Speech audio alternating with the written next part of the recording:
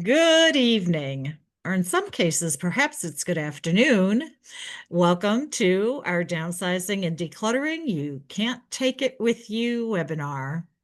I'm Trudy Murata from Springfield, Virginia, and I'm a volunteer community ambassador with AARP Virginia.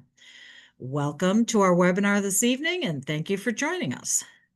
The Global Council on Brain Health recommends Declutter Your Life in their report on mental well-being.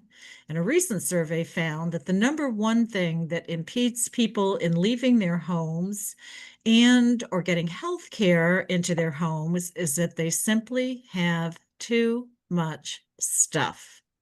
So we applaud you for deciding to spend time with us this evening to learn new ideas, new strategies, and to share your decluttering tips as well. The goal of this program is to help our participants gain a general understanding of why stuff is so important to some people and learn practical, easy to follow downsizing and decluttering tips. In the reminder for today's email session, we included a link to download the slide presentation. And in the follow-up email that you'll receive after the program, we'll include many of the resources, including the suggestions from the chat box, and lots of other things that we'll talk about this evening. This evening, I have Terry Gross, another one of our volunteers here in Northern Virginia, helping me to keep an eye on the chat box and the question and answer box. So thank you very much, Terry, for helping this evening. And I am thrilled to have Lynn Ray with us this evening. Lynn, as a director of research, has a broad experience in the medical device and biopharmaceutical and financial technology industries. During her career, she has led teams for Fidelity National Information Services and Johnson & Johnson in identifying marketing initiatives, innovation, and new product development. There we go.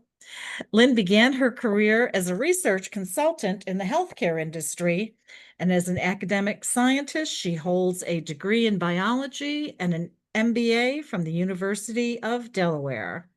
Recently retired, Lynn now resides in Arlington, Virginia, with her husband. She is excited to be volunteering for AARP Virginia, Arlington Cemetery, and the Arlington 2050 initiative, and we are delighted to have her on our AARP Virginia team. And with that, I will turn the platform over to Lynn. Lynn, it's all yours. Thank you, Trudy. Well, hello and welcome. Good evening, good afternoon. Again, my name is Lynn Ray, and I'm with the Northern Virginia AARP group. I look forward to facilitating tonight's conversation about downsizing and decluttering. Well, first, we all know who this famous icon is, King Tut, but we'll have more to say about him just a little bit later.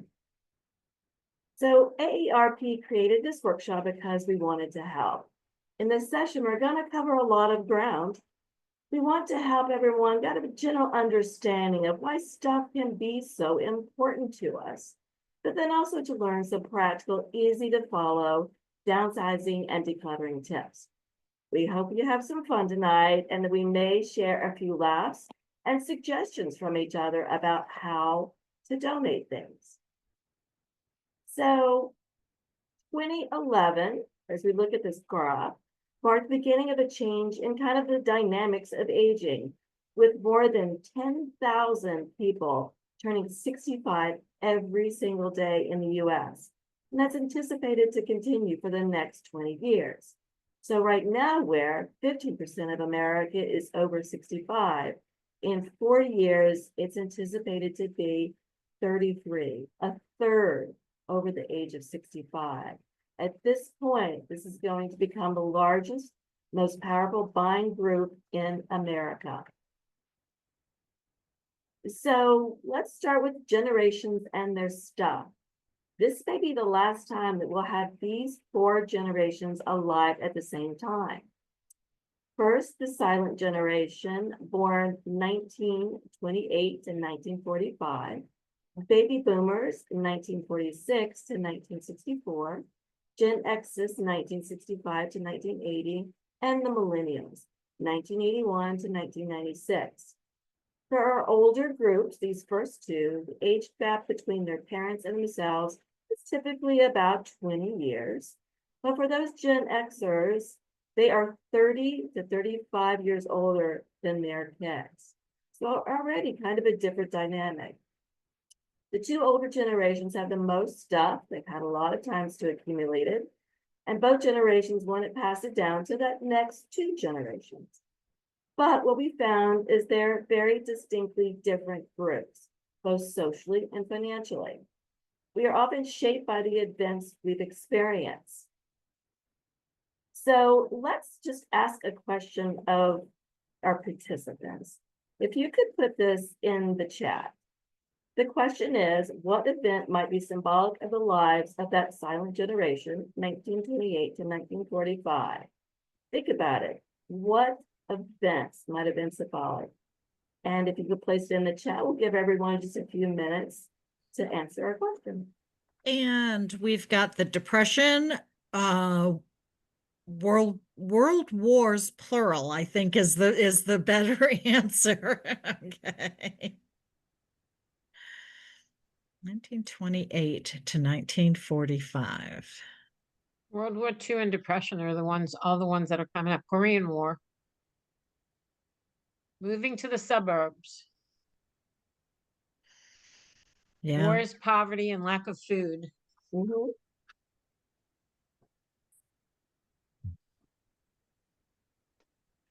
All right, looks like they've stopped coming in.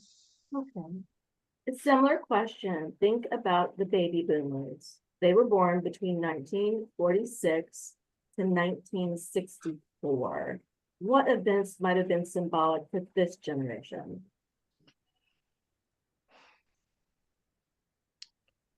Sputnik or Kennedy, the Beatles, Vietnam, JFK, hippies, women working outside the home. Involvement of technology. Yeah, racial unrest is a big one. Mhm.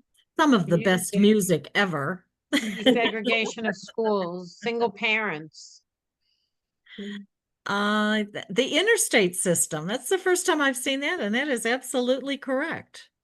Birth control, civil rights. But I'm really surprised that nobody in this group mentioned Woodstock. Well, that's music, I guess. So think about how these very different experiences might have shaped each of these generations and how they think about their stuff. So why does this all matter? We have these two older generations have a lot of pride in their possessions because of all the hard work and the memories associated with it. And now they represent, though, the largest group ever needing healthcare. Healthcare costs are rising, but there's also more services being offered at home. And we are facing a shortage of affordable housing. So the number one thing we found that impedes people from leaving their home or getting that healthcare into the home is the stuff. So Good Run Research interviewed recently about 1,000 caregivers about the thing that causes them the most stress when they're caring for us. And it was the stuff. We've worked so hard for our things, but the cold hard reality is our kids and our grandkids often don't want it. The issue is no one wants our stuff. Let's think about that for a second. I mean, I know my son personally doesn't want any of my things. Well, maybe the cash, right? But I'm still finding homes for the stuff my mother left me 2 years later. So let's get started with talking about 10 tips that we think can help you get rid of some of this stuff. The first tip is you don't have to do this alone. Make sure you include everyone in the house, your spouse, the grandkids, maybe your best friend, everyone. I'd love to know, and let's go ahead and write this into the chat, how long you've lived in your home. Is it more than 5, 10, 15? Let's wait and see what our answers are. 20 years, 20 plus years, 13, 25, 20, 22, 66. Wow.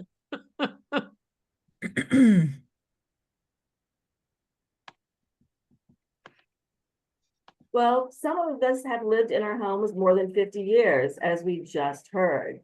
Do we really think that we can downsize or declutter by ourselves, especially if it happens very rapidly due to some kind of circumstance? And we're going to need help getting this test done. It can be very overwhelming. Now, remember, even if you prefer to do it yourself, it's important to include everyone for so many reasons. And don't exclude your spouse just because they think they don't want to help. Everyone pitch in. Give everyone, including the grandkids, a chance to help. Remember, let others help you. It's so much easier that way. A helpful hint in trying to do this is something we call the 10-minute sweep. I often talk about this when I'm talking to people about downsizing. This is the best way to clean a room. So for example, if we see this closet here, instead of looking at the room as a whole, which can be very overwhelming, simply take a 2x2 foot square. I compare this to kind of losing the 5 pounds. If you try to do it all in a week, you're highly unlikely to be successful. But if you focus on 1 pound at a time, it tends to work.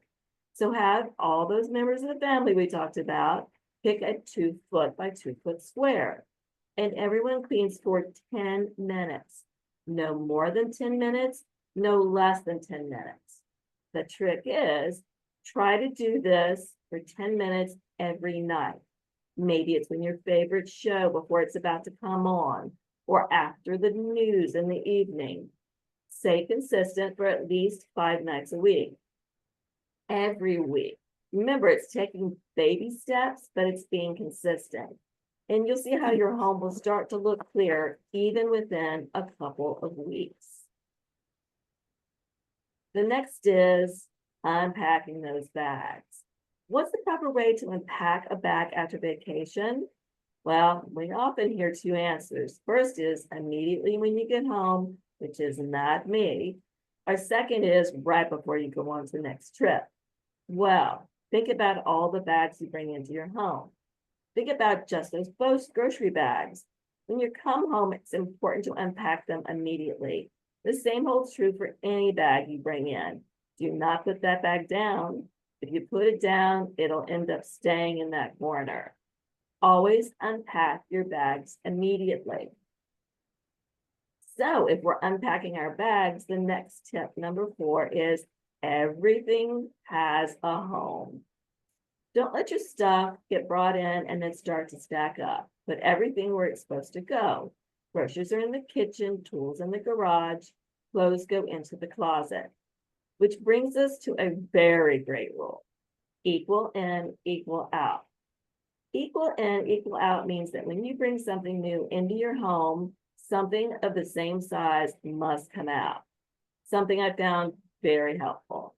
Just because that item is on sale doesn't mean that closet got any bigger.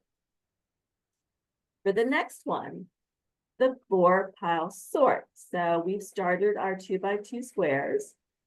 When you're sorting through your items, remember there are 4 piles. There's a keep pile, a sell, a donate, and a trash. It's important to keep that sell and donated pile next to you and the keep pile across the room. It's amazing how much you don't keep if you literally just have to walk to the other side of the room. You're more likely to make those hard choices. Next, number 6 is distribute legacy items now. Well, what are legacy items? Those are the items that are important to your family's history, regardless of whether they have monetary value. Distributing those items now means you're no longer telling your loved ones that you're going to give it to them when you die. It'll be in your will. You're going to get these things. So many times we hear people saying they're going to wait to give something away when they pass. The reality is, why not give it now? Giving it away now means they actually get to see them using it and the joy of that. whether it's Aunt Mamie's vase or Grandma Linda's deviled egg dish, and it serves the purpose of also emptying your home faster. Make sure you really do want to get rid of it. And if you don't, then stop saying you will. It's perfectly okay. It's your stuff. And don't be surprised by the results. Lots of times people say they are going to give that piano away when they die. And when push comes to shove, they're still really enjoying using it. Another helpful hint with this as well is if you have some nice items stored away, even if it's the good china, go ahead and use it. Enjoy it while you're living. The next, avoid hunting. Hunting is when you convince, probably through guilt, the next generation into taking something they probably don't want anyway. We often have furniture from our parents because we knew they'd be upset if we didn't take it, but we actually never really wanted it. It never went in our house, and we keep it out of obligation. Well, guess what? That next series of generations really don't feel that same kind of obligation we might have. They simply don't want it. And how do we find out? It's so simple. You just ask them. My mother asked me a number of times over her life, what is it I wanted when she passed? And I said, I love you, Mom, but nothing. It's, I have a lot of stuff already. It's okay. And if the person says they don't want it, they don't want it. Don't say, oh, just, you're going to want it. I promise you, I'm going to save it for you anyway. If they don't want it, they don't want it. And it's our job to respect it. The best thing to think is sell or donate it to someone who might actually want it and appreciate it now. Donate, donate, donate. The reality is there is always someone who's going to need it more than we do. Focus on finding who you might want to donate it to versus what it's worth. It's nice to give back by donating to people who truly do need it and they're out there, and to donate to places that use it for immediate use as opposed to maybe a reseller. So many examples, and we'll talk about that, and we'd love to hear your examples as well. Is it could be Dress for Success for clothes, Souls for shoes, Tech for Troops for electronics, Catholic charities, women's shelters, your libraries, your schools, your theater groups. And you have maybe so many more just even local to your area or some that you're already donating to. So number 9 is be realistic. This is especially true of clothing and food. We're often not very realistic about some of these items. Here's a picture of a man's closet, and in there are size 28s, 30s, 32, bunch of 34s, and finally pairs of 36. There are 20 pairs of pants in the closet, but really, admittedly, he only fits into 3. Why are we holding back giving them away? Well, we truly believe we're going to get back into them. The reality is we're probably not. It's okay to give away the 28s, the 30s, the 32s to someone else who might be able to use it now. Food can very much be the same way. Those dates that say it's expired, those are real. Why do we hold on to food? I think it really speaks to some of those events we heard about earlier. Our parents told us about real hunger during the Depression. They emphasized to us, don't waste, don't waste. Here's a hint. Food dating started in 1984. There's no date on that food. It's nearly 40 years old. It's probably expired. If you've moved twice and you still have that can of beans, it's probably expired. And it's okay, and probably better for your health if you do. This is a good one. We've saved the best for last. All those papers and photos, books, mail, documents. Well, paper can be really the hardest because it represents to us potential contacts, lost friendships, dates, phone numbers, maybe money, memories. It's all about that potential. Naturally don't want to lose onto those things, so we hold on to the paper. We obviously, for security's sake, always recommend that you shred mail if you have a shredder. If you don't, here's just another suggestion. Keep a cardboard box in the back of your trunk. As you're coming back from the mail, you sort through it. There's a lot of junk. Go ahead and shred it into that box. And when it starts to get a little bit fuller, take it to someplace that does shred. The trick is not to keep the box in the house because it will more than likely continue to accumulate. Pictures are another really big part.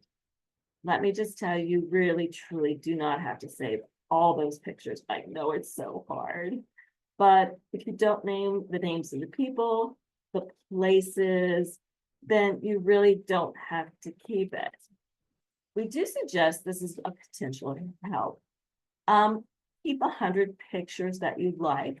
Write up the names and stories attached to those images. My grandmother actually surprisingly was very good about that. So I have a lot more documentation on her side of the family. At the end of the day, it isn't really about the picture itself. It's about the people and the emotions tied to the stories behind it. And you are more likely than anyone to know who they were and what it was. And the job is to write those stories out. The one thing that your family will appreciate is the stories. We also suggest keep those in, you can put it in a Ziploc bag, a big gallon one, write the stories, or you can actually buy boxes that are good at storing because they kind of keep that paper from deteriorating. So celebrate the stories, get rid of that stuff. So in conclusion, you remember we started the presentation with a picture of King Tut, someone who couldn't take their stuff with them. The photo on top was what was found in the tomb, his garage. Obviously, he couldn't take it with him, and neither can we. So I hope you've enjoyed our session and that the information and resources are of value to you. In conclusion, we discussed generations and why stuff can be important for different reasons. And we went with 10 helpful hints to downsizing and decluttering. So in conclusion, we also would love to hear from people any questions they have about donating other items that we haven't talked about specifically. If you could go ahead and put that in the Q&A, that would be great. Very good. Thank you, Lynn. One of the first questions that we had was how long to keep documents. Do you have a resource on that, Lynn? I don't have a resource for all particular documents, but I know one of the most important ones is your taxes. It used to be 5. I think someone has just told me it's 7. So that's like the very important documents. Another helpful hint too is if you have a way or someone can help you in digitizing documents, if you're still kind of nervous about certain things like wills, right? You want to keep those for a very long time. You can also digitize it as well. I just can't think of anything else that has more like an expiration date on storage. Okay. Medical records. It doesn't fall under the IRS category. Yes, it's one of those things where I hate to say keep things, but as much as you can get down to the really important stuff about your history, if it's not kind of documented with your doctor, is that you keep some history of your past medical, just in case.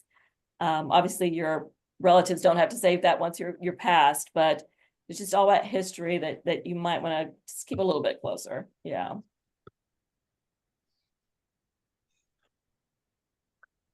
Can we go back and talk about legacy items? Mhm.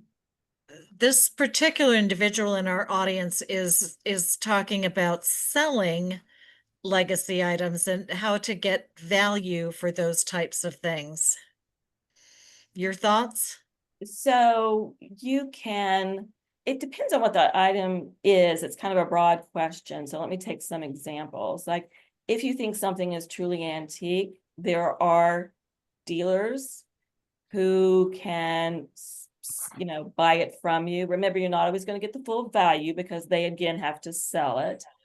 Then there's, like antique malls, antique stores. What I do suggest is that you get more than one estimate on the value. If you do it online, that can be a little bit trickier because you're not actually doing that transaction in purpose on, in person.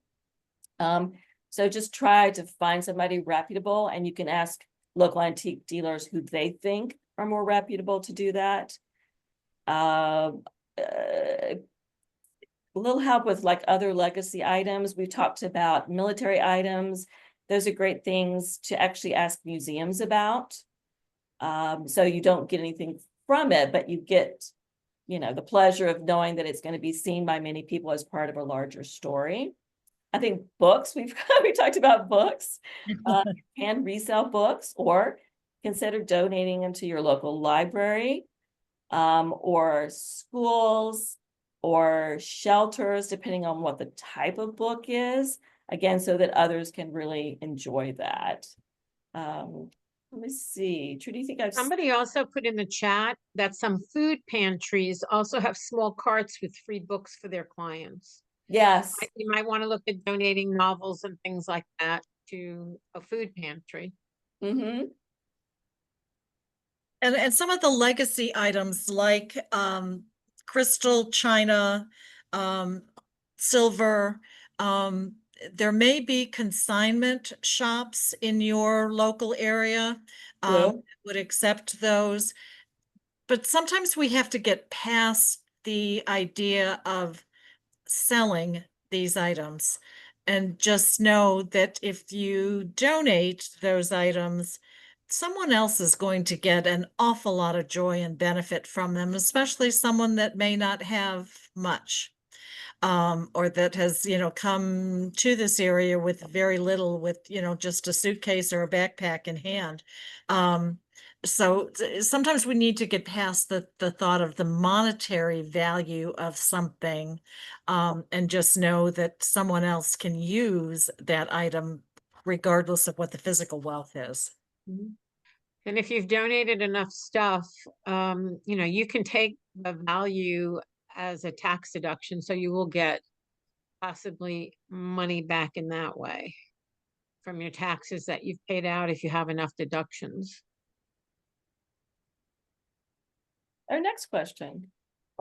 How to deal with the emotional attachment.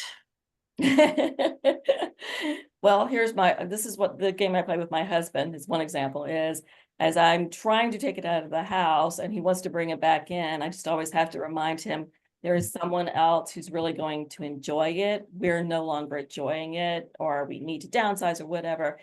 That person's going to enjoy it. And I think the other trick my sister taught me, which was so great, was I take a picture of the item. And I did that with some of my dad's things that he'd given to me. And I always have that picture. So I still have kind of the ability to go back and look at it, but it still has allowed me to downsize at the same time. It makes space for other things, whatever it is you're trying to do. That helps as well. And then share things with people now that you get to see them used. It gets back to like someone else actually getting more joy when you're finished with it, or can no longer keep it. Sure. Somebody asked, what about greeting cards? And I don't know whether they mean blank greeting cards to donate or an attachment that they have to cards that they receive from people over the years. Again, not wanting to part with the memories of that. I'm not quite sure what it just says. What about greeting cards? Oh yeah, so I definitely do that. 'Cause you get a lot of greeting cards. Well, actually, something we do, we have a banister and we kind of keep cards from a couple of different events, like birthdays and things like it's kind of our love wall. But then after that, I might just keep like one or two from that person because I have the emotional attachment to it, but I don't have to keep like all 50 of them. Right. And if they are blank greeting cards, those can be shared with senior centers, retirement centers, that may use them for an arts and craft types of project. Or even perhaps even daycare centers might use them for the kids to use. Let's go with magazines too, is they're always doing art projects, collages and things, telling stories out of magazine adverts. Sure. And greeting cards are paper. They can be put in your recycle bin. Okay. True. When all else fails, it can just be recycled. Mhm. You mentioned different organizations that may want specific types of donations. Is there a list of these organizations? Actually, in the resources that we'll be sharing with you in the follow-up email, I think there are a lot of specific places that accept different types of items. So you'll get a lot of that information in the resources in the follow-up email. Mhm. And somebody said that they think prisons take books. Mhm. Clothing can go to Goodwill, but not pillows, towels, and sheets. Those can go to an animal shelter. They never have enough. Mhm. Very true.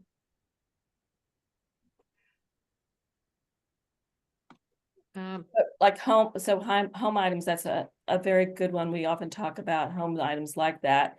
If they're in very good shape, shelters are always in need of those. If it's a little rattier, then definitely kind of the pet shelters. But um, there's so many like churches who are helping those in need, and women's shelters and places like that that are always very grateful for those kinds of home items. Habitat for Humanity, once the home is built, is always looking for things to get the family started. Someone talked about donating books to local libraries. Mhm. Homeless shelters, women's shelters, can always use help with clothing. I do see one comment in there that is probably something about that I'm guilty of as well. I stress over the fact that I'm not computer savvy. I don't know how to save pictures to a cloud. And I noticed someone else said, well, if I digitize things and save them on my computer and my computer goes down, what do I do? But there are ways to back up your computer information. And you probably have older grandchildren, adult children, or a next door neighbor in high school that can assist you with some of the computer savvy types of inquiries. Mhm. That falls under the category of ask for help. Yeah, I agree. I agree. Terry, I'm gonna need your help with the chat box. I'm not Okay. able to Okay. manipulate that quickly. Sure. So a lot of these are suggestions, but I'm just going to read them. There are programs for taking pictures of old slides and printed photos and even negatives. The one this person used is called Photo Mime, and you can use it on your smartphone as well as on your desktop. Yes, we will send the link to the recording. Somebody was asking that will come in a follow-up email.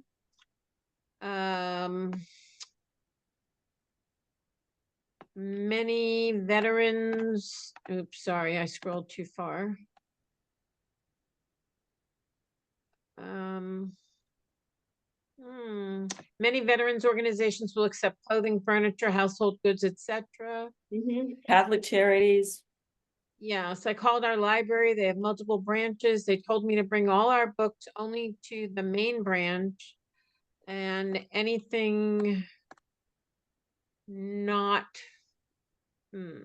sorry, rolling too fast. And anything not suitable for them to add to their collections, they would sell so they didn't get thrown out. Someone says use consignment stores for those items. If you have arts and crafts, quilting, yarn craft, etc., try to find a local group, guild to transfer, donate them to. Schools often like those, especially private schools, preschools, and places like that. Good idea to take pics of the cards. They like that one. Our library bookstores takes books, DVDs, videos, and games. If you live in an area that has a used bookstore, they usually take the same thing, games, videos, books, things like that. Scanning paperwork into my computer and storing it on the computer and backing up on the cloud. OneDrive, Dropbox, etc.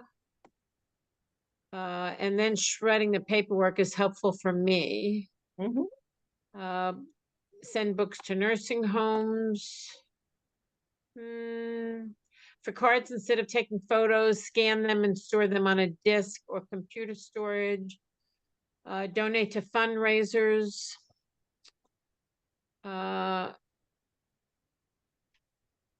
Let's see.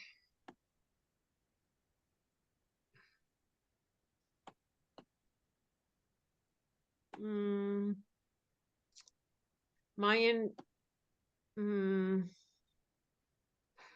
invite did not include a file to download. Where can I get a copy of the 10 hints? Does that get sent out in the follow-up? It will be in the follow-up email as well. Okay. Lynn, someone wants to know what punting is. Can you redefine punting? Hunting is fundamentally when you pass off to someone with a little bit of inference of just kind of, they didn't ask for it, but you're giving it to them anyway. You know? Punting, it's yours. Sorry, that was the They've technical. said no, but you're forcing them to put it in the car anyway. Yeah, you deal with it. I mean, and this is an important conversation we sometimes have too, which is just this idea of, you know, don't leave it for the next generation to deal with. Again, your passing can be so much to deal with in and of its own. Is you know, just try to help them out with dealing with some of your stuff, you know, ahead of time. People talked about having somebody impartial to be with you as you're sorting through. That helps with the emotional attachments because they don't have an Absolutely. emotional attachment. Absolutely. Yeah. You can also announce available items through Nextdoor. You can give them away for free. I think you mentioned Facebook Marketplace and all those things. Veterans homes take greeting cards.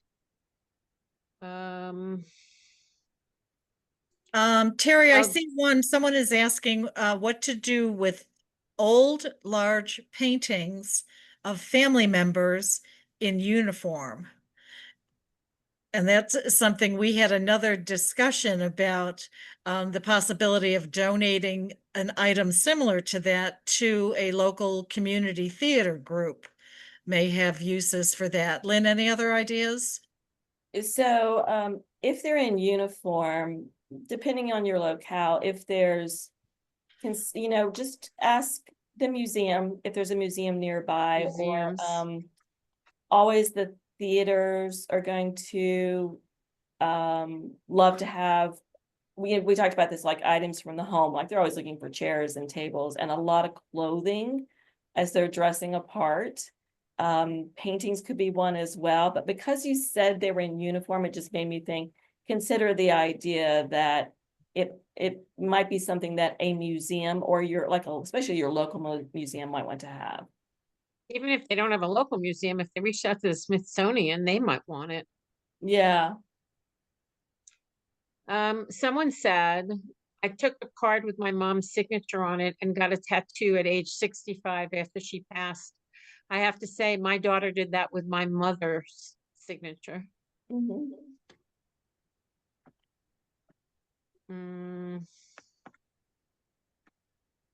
There's our senior center.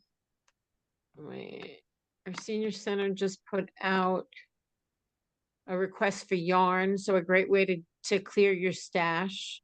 Homeless shelters sometimes can use things too. We take plastic bags to our food bank.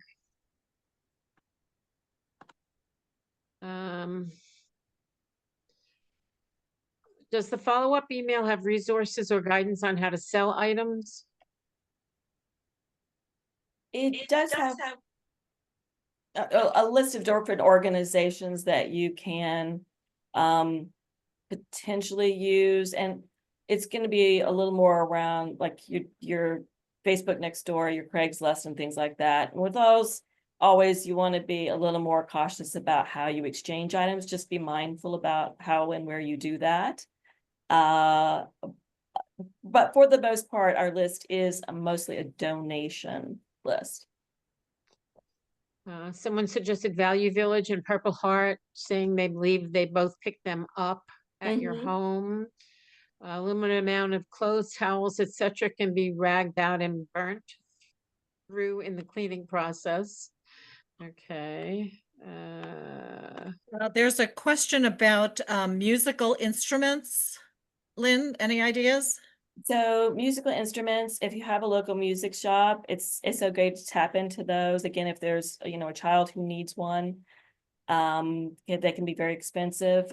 Schools often need instruments depending on the condition of it. If it's not in super great condition, you know, back to your theater groups, as well as theater groups. I'm trying to think of anything else, Trudy. I'm thinking, yeah, theater groups, high school or elementary schools, Right. they take them. Right. There may even be some charitable organizations. It's been years, but I donated my old clarinet to a charitable organization in New Orleans that was looking for musical instruments for the kids to use during Mardi Gras. So sometimes you have to be a little creative in your thinking, but I happened to see that information on the news and thought, well, that's easy enough to resource out and try to figure it out. And, you know, for about $5 worth of shipping, I got a wonderful thank you note from an organization in New Orleans for the clarinet. So Very nice. be creative, ask for help, be creative. And somebody here talks about full-size vinyl records. If there's a record store in your area that does vintage, they will probably want it and they'll probably pay for them. And if some of them are, if they're in good shape, you could get a reasonable amount of money for it. This person says that when they moved 20 years ago, they got $250 from a from a place in their area that would pay for them.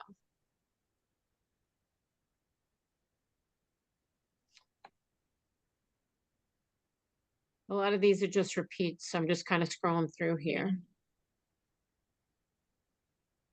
Our library has a swap area for puzzles that are donated. I know that senior centers and senior living communities and nursing homes would love to have those. I've donated art supplies to elementary schools.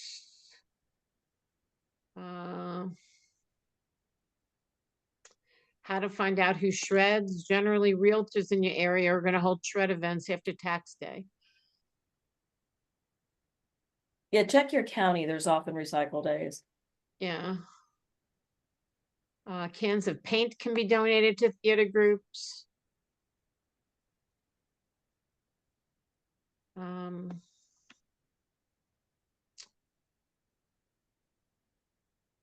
I don't really see many new things here. I do not see any additional questions. So to continue, you know, we're gonna screenshot this chat anyway, right? And this is gonna get sent out to people, so they'll all be able to read it on their own. Yep. Yeah. So I'll come back to Lynn to see if she wants to make any closing comments before I close out and remind everyone what we will be sending them after the fact. Lynn, go ahead. No, just really thank you very much for participating. I hope that we've given you some hints, some tips to help you with this downsizing and decluttering. And so, you know, always for things that are local to your area, on our website, aarp.org/local. And I think the QR code is up here as well. We're always having fun things going on with the AARP, and we'd love to see you join. Absolutely. Lynn, thank you very much for sharing your time and your expertise. And Terry, thank you for backing me up with scrolling through the chat as I deal with my carpal tunnel issues. We have put a link in the chat box. That link is for a survey. We would welcome your feedback on tonight's program or any other ideas and suggestions that you have for future programs. As I said several times throughout the presentation tonight, we have recorded this program, so you will get a link to the recording in addition to the PowerPoints and a link to all of the resources that we have to share with you. And we will do a quick edit on the ideas and suggestions that were put in the chat and make sure that all that information that you all shared with us is made available to you as well. So be sure to check out our calendar of events at aarp.org/local for anything else we may have coming up virtually or in person in your backyard. And until next time, we wish you the best in downsizing and decluttering. Remember, start small, 10 minutes a day, ask for help. Thanks for joining us. And this concludes our program for tonight. Thanks for joining us. Thank you for all your ideas and suggestions. Lynn, Terry, thank you. Couldn't have done it without you. Bye-bye. Have a great Bye. evening, everyone.